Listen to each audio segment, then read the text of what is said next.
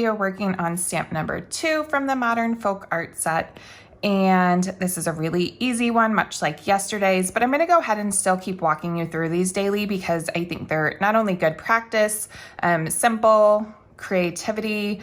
Also, some of you may have kids like I do. My 11-year-old really wants to learn how to use these stamps, so she's following along with these videos as well. So today, as I mentioned, we're working with Folk Art Flower number 2. I've got my example up here.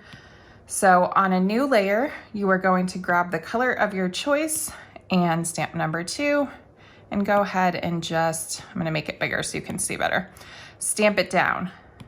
Now we are going to tap the layers panel and the plus sign. We've got a new layer there. I'm gonna grab a darker color and the monoline brush. And I'm just going to make a really simple little shape in the middle like that. Make sure you close the shape and then you can just drag and drop to color it. You can adjust it. I want this side to be a little bigger. Remember, real flowers in real life are imperfect, so we don't need it to be perfect. I got a stray mark here I need to erase out. And then I also did, and I'm gonna do this on a new layer as well, just so I can adjust it easily. I did just a perfectly round center. So I'm just gonna make my monoline bigger and make a little dot.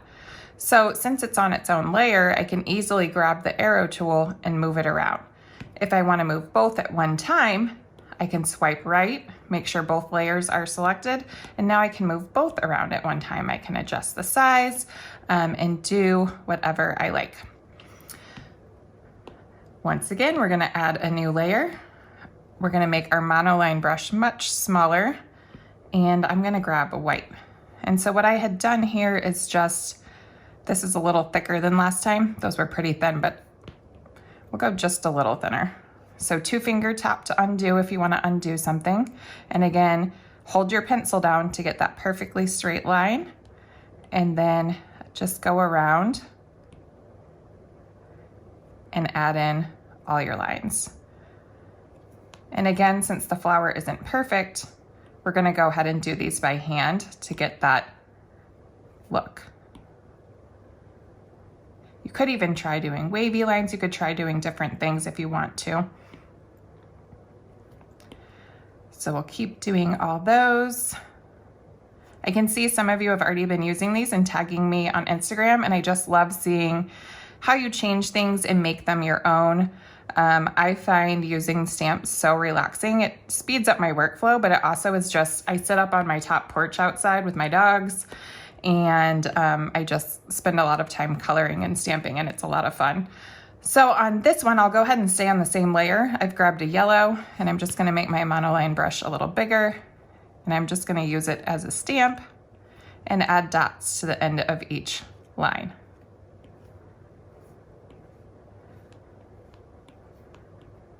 Oop, that one's a little off. Go back. All right, so now our whole flower is done. We just need to add a stem. So to do that, we need a layer below our flower. So we'll add that. I'm gonna grab a green color and just add a simple stem. So now if I'm really happy with it, like I showed you yesterday, you can pinch all your layers into one, and now your flower is easy to move around. Sometimes, let me undo that. The other option you can do, if you don't want to necessarily merge them down because you want to go back and edit later, like for example, let's say I want to change my flower color.